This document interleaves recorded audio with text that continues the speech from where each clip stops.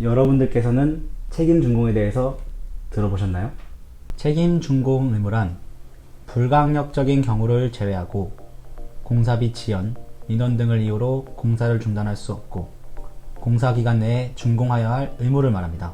시공사가 공사비 미지급 가능성 등의 이유로 공사를 중단하거나 포기한다면 프로젝트 자체의 진행이 불가능해지고 대출 원리금 회수에 어려움이 있을 수 있겠죠. 그래서 이런 시공사의 항변을 차단하기 위한 목적으로 만들어진 것이 바로 책임 준공의 의무입니다. 이렇게 들으시니 잘 이해가 되지 않으시죠? 그럼 우리 관계도를 통해 알아볼까요?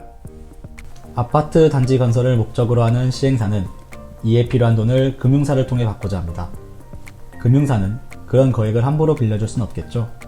시행사에게 그만한 신뢰도를 요구하게 됩니다. 요구되는 신뢰도는 바로 시공사를 통해서 충족될 수 있죠. 책임 준공 확약을 바탕으로 시공사는 금융사에게 보증을 약속합니다. 그러면 이들 관계에 있었던 장애물은 사라지게 되고 계약이 성사되는 것이죠. 그럼 관계도를 통해 정리해볼까요? 시행사는 금융사에게 대출을 요구하지만 금융사는 아직 시행사에 대한 신뢰도가 충분하지 않습니다.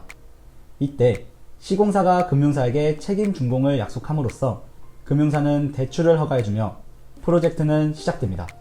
이처럼 우리나라의 경우 다른 나라들과 다르게 시행사와 시공사가 분리돼 있고 대부분의 시행사는 시공 전반을 책임질 만큼 자금력이 충분하지 않습니다. 금융회사의 입장에서는 시행사만을 믿고 거액을 대출해줄 수는 없습니다. 그래서 시공사의 책임 보증을 통한 신뢰도 상승을 바탕으로 이들의 거래관계가 성립될 수 있는 것이죠.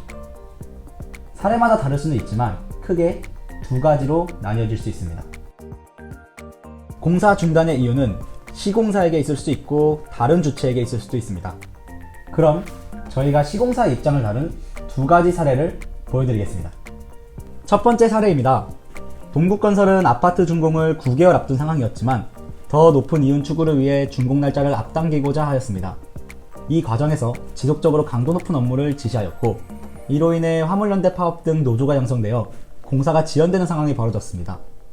결국 완공 시기를 제때 맞추지 못하였기 때문에 분양자들은 계약한 날짜에 입주를 하지 못하게 되었고 이들은 시행사에 민원을 제기하였습니다. 이에 시행사는 책임 준공 확약 미이행을 사유로 분양자들이 입은 피해에 대한 보상과 제때 상환하지 못한 변제액을 동국건설에게 청구하였습니다. 이때 동국건설은 시행사가 청구한 변제액을 상환해야 할까요?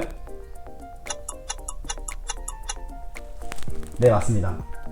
책임 준공 확약을 통한 책임 준공 의무를 약속한 경우라면 책임 준공 미이행으로 인한 변제액을 상환해야 합니다. 두 번째 사례입니다.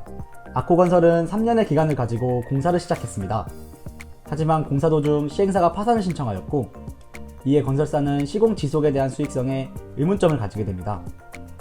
이러한 이유로 건설사는 준공을 거부하게 됐고 대출 금융기관은 아코건설에 대출해준 금액에 대하여 반환을 요구합니다.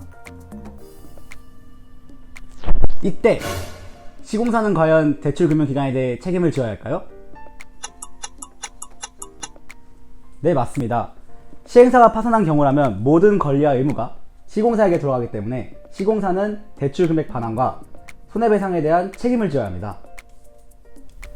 시공사가 책임을 진다는 단편적인 결과는 동일하지만 그 결과가 나오는 과정을 보면 원인은 서로 다르다는 점을 알 수 있습니다. 이렇게 앞선 두 사례들을 보면서 책임 준공이 무엇인지 조금은 이해가 되셨을까요?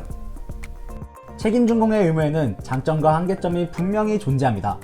장점으로는 시공사의 공사 중단 항변을 예방할 수 있다는 점일 것이고 한계점은 시공사에게 너무 많은 책임과 의무가 부여된다는 것이죠. 현재 우리나라는 준공 지연 현장이 늘고 있어 책임 준공에 대한 리스크가 현실화되고 있고 책임 준공에 대한 선례가 마땅치 않아 법적 분쟁이 지속되고 있습니다. 책임 준공을 이해하기 위해서는 부동산 경기, 금리 변동, 공사 중단의 과실 정도 등 다양한 분야의 공부가 필수적일 것입니다. 우리는 미래 건설 산업을 주도적으로 이끌어 나갈 수 있는 건설인으로서 성장해야 하는데요. 이러한 법과 제도에 대한 공부를 통해 우리는 능동적인 변화를 이끌어낼 수 있을 것입니다. 감사합니다.